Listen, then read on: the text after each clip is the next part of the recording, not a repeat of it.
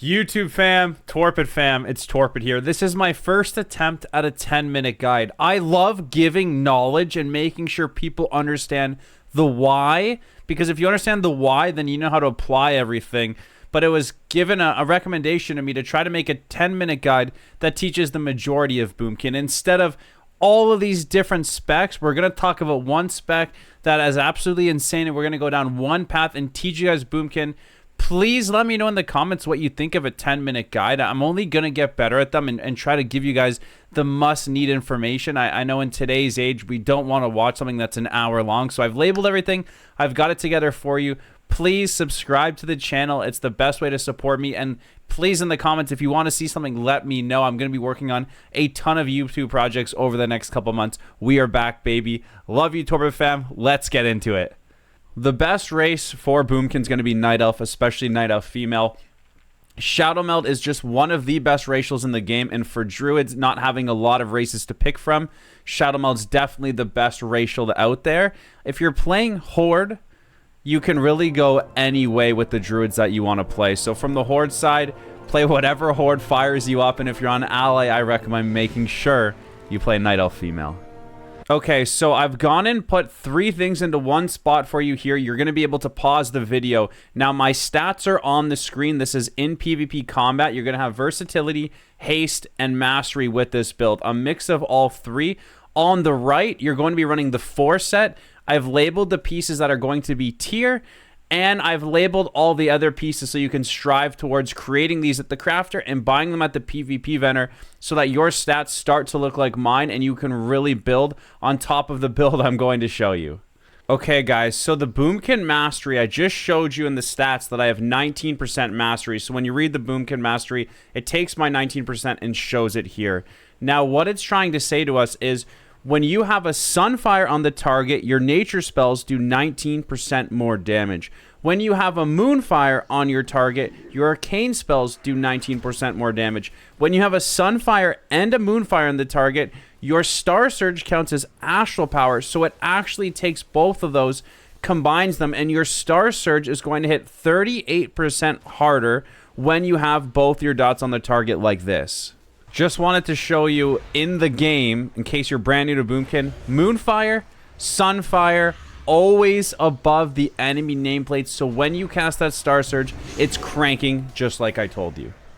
The first embellishment you're going to craft is the Lifebound Gloves with Precog. You're going to use the Statuette of Foreseen Power.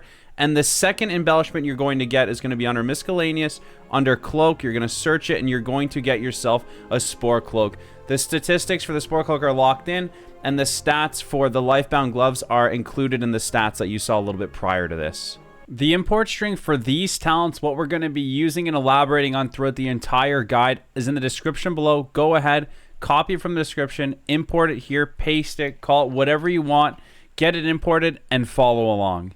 Okay, guys, so I want to just talk to you about the Boomkin Eclipse. Now, for the sake of this guide, getting into an Eclipse means that your Shooting Stars, your Star Surge, and your Fury of Elune, which are your astral abilities, are always going to hit 15% harder. That's what I want you to understand. And now, what is an Eclipse? How do we get into one? Well, you either need to cast 2 Starfires to get into an Eclipse or 2 Wraths. And depending on which ability you end up in is which Eclipse you'll end up in. However, for the sake of this guide, just getting into an Eclipse is the important part for our astral hitting abilities, our kill potential. So the first and the quickest way is with the Warrior of Elune PvP talent. You're going to press Warrior of Elune. It's going to give you 3 free casts of Starfire instant, but you only need 2. Then all of a sudden, boom, we're in a solar eclipse, and now our astral abilities are going to hit 15% stronger because although it reads nature there, our astral counts as nature. The second way you're going to get into an eclipse is through the Owlkin Frenzy. Now, you're going to notice when you're in PvP and you're getting targeted, which happens the majority of the time, you're going to get free Starfires, and those free Starfires are going to allow you to get back into an Eclipse. And the third way would be to cast 2 Wraths, okay? Wrath is a faster ability for getting to an Eclipse than a Starfire. You would cast 2 of them in order to get to an Eclipse. So, again, I just want you to understand being in an Eclipse at all times is extremely important. Once this falls off, and these both highlight as 2 and 2, you need to get back into that Eclipse because it's extremely important that you line up the Eclipses with your astral damage, which I'm going to show you now. Okay, guys, so your damage rotation for the core Boomkin abilities that you're going to be using throughout the entirety of the game almost every second are Sunfire and Moonfire on your target, Warrior of Elune on CD to help yourself get into that Eclipse and to get those free Starfires out that are cleaving the damage. You're going to be weaving in your Fury of Elune when you need more Astral Power. Thorns is going to work with at least one melee and every single time versus 2 melees, so I added it here. It's the PvP talent. And then, of course, you're going to be cranking with your Star Surges. Now, this doesn't seem like a lot and almost sounds too easy and like it wouldn't do damage. So let me explain how it works. The main point of this build is to maintain your dots throughout the game. The reason you're going to maintain your Sunfire and your Moonfire isn't just for the mastery damage, but when you have Sunfire and Moonfire on them, you're going to have a talent here called Shooting Stars, and they have a chance to deal additional damage. It's going to summon a Shooting Star down, and that's going to do damage and give you Astral Power. And with this talent, Orbit Breaker, every 30th Shooting Star, it's going to summon a full moon at 60%, which is going to do big damage and give you Astral Power. So when I'm saying Sunfire and Moonfire thing, it's not just the Sunfire and Moonfire. They have the Shooting Star and the Orbit Breaker built in, and this is the Weak War read here. It's about to hit 30. You're going to see it hit 30 and a full moon dropped right here. So I'll share this Weak Aura below. It helps you track that full moon damage so you can start lining it up. But that's why your dots are going to do so much damage on top of just getting into your Eclipse, getting the free Starfires, hucking the Surges, and the Fury of Elune, okay? So when you synergize all these abilities together with the offenses I'm about to show you and the CC, you're going to see how it all comes together. All right, the Boomkin Burst, the largest of large dam. Here's what it looks like. You get a Sunfire on them and a Moonfire on them. Get that Fury of Elune down, pop your Incarn and throw the orbital straight, and then you just press your Surge button as many times as the game lets you, and you're going to be cranking. Now, I want to tell you how these buttons synergize is extremely important. So we talked about, firstly, how Sunfire and Moonfire interact with your mastery, and when you have Sunfire and Moonfire up, your Star Surge is going to hit around 38% harder if you have 19% mastery.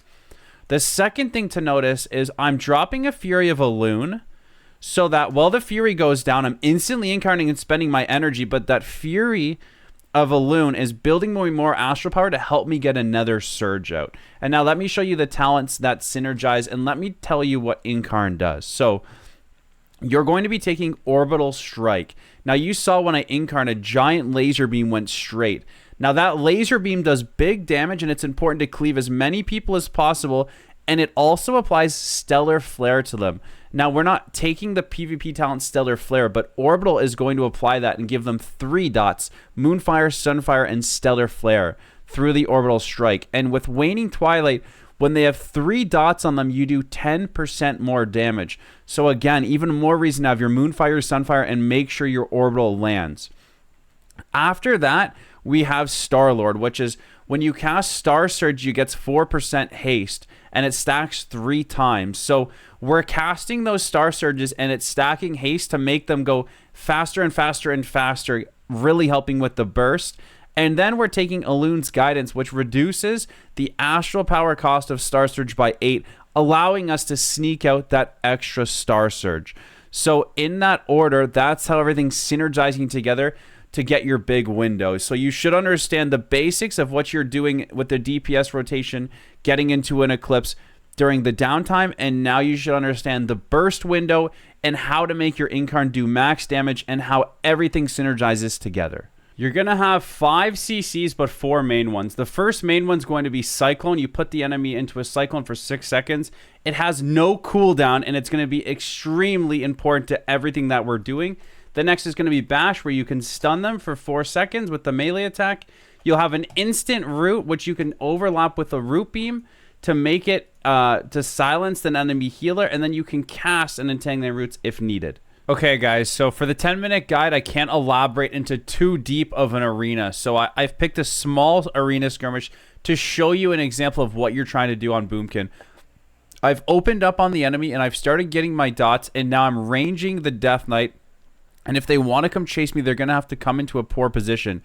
So you can see this in-hand starts chasing me. My Moonfire and Sunfire have been dispelled off. So what I'm going to do is reapply both of those, shift the root, and then I'm going to kite this way. So one of the keys to Boomkin is kiting them to where they're going to position poorly. So now the Mistweaver, this poor Mistweaver, needs to come all the way back here to save the in-hand Shaman, who I'm trapping behind here. I could throw a bash on this guy to force his trinket to really secure something, but in this case, I'm just doing damage to get you guys an example.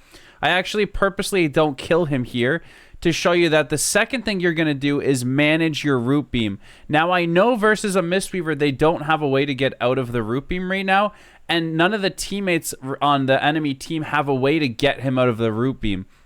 So I've identified that, and I'm going to root beam and pair that with my Incarn Burst, which you're going to see is going to destroy the Shaman. One root beam onto him, and then my Incarn, my orbital lands. I have all 3 dots. The Sunfire's fading a little bit, but because I have all 3 dots, I get the Waning Twilight from the 10% extra damage. My Astral Power is going to be cranking, and we're going to kill him with a Surge.